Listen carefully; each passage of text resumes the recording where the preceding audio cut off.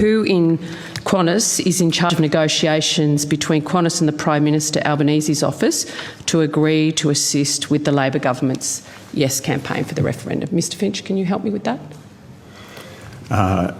There were no negotiations per se. The government... Per se? What conversations were had between Qantas, your GovRel's people and the Prime Minister's office around support for the Yes campaign? I mean, maybe there's one thing that I can say on this is that Qantas as an organisation has supported Indigenous reconciliation. We all support Indigenous reconciliation, Ms Hudson. I've got limited time and I hope you'll respect. Filibustering might have been the strategy of the former CEO. Don't appreciate it from the current one. Let's do the 180 on that as well. Mr Finch, who in Qantas was talking with the Prime Minister's office around support for the Yes campaign? I don't know the answer to that, but my expectation is it would have been someone in our Government Affairs Department who was approached by the Yes campaign seeking their support. Given our public stance on reconciliation. You're an obvious partner. The offer was made. So when was the date secured for the Prime Minister to attend the August 14 launch of the Qantas livery around the Yes campaign? When did you get that date out of the PMO? I'll have to take that on notice. Chair. Really?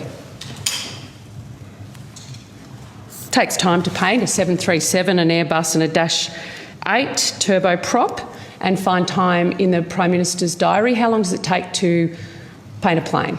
It's not paint, it's a decal, and it takes roughly 24 hours, 24 hours? To put on the aircraft. Okay. So what date did Qantas agree to participate in the Yes campaign for the Prime Minister's Voice referendum? I will have to take that on notice, Chair. This is quite incredible. This is the whole quid pro quo and no one came prepared to answer questions. Oh, what a surprise. So who made that decision? Was that the board or the former CEO? Mr Goyder? The board endorsed a recommendation from management, Chair. Okay, for the decal, what?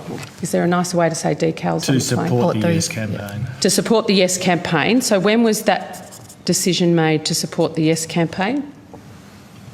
Can you remember, Andrew?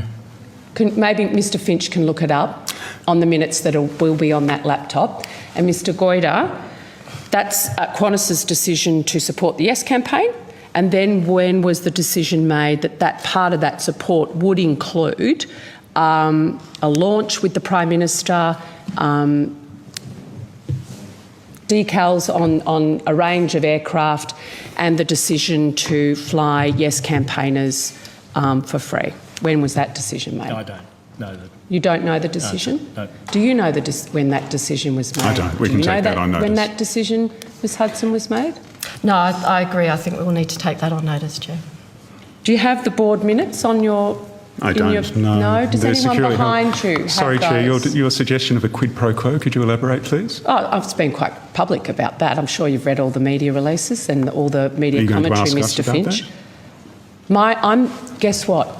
When you come to a Senate inquiry, we ask the questions and you're supposed to come with the answers.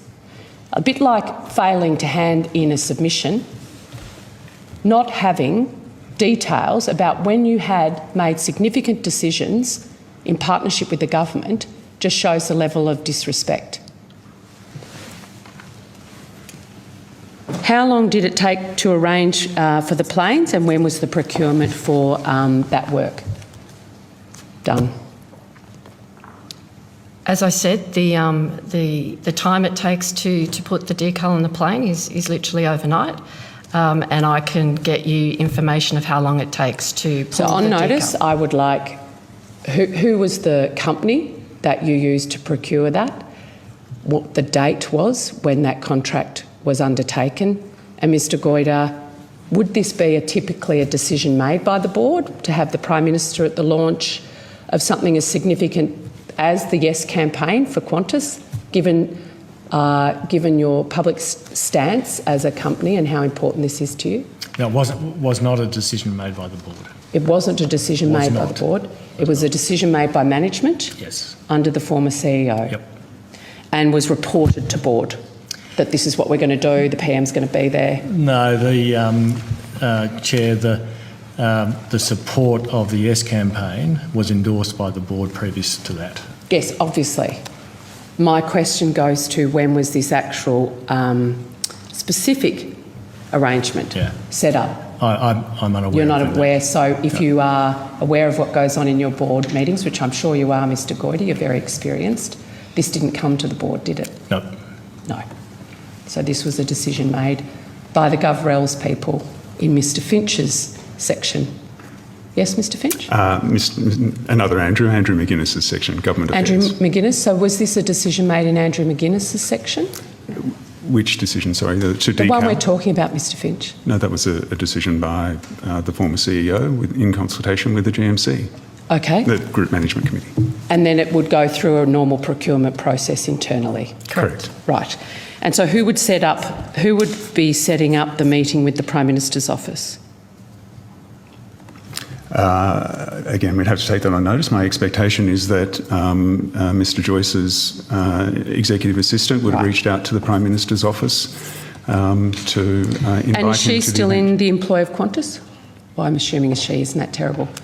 Are they? It is a she. It is a she, and she's retiring as well. She's retiring. If we could ask her before she retires, that would be very, very helpful.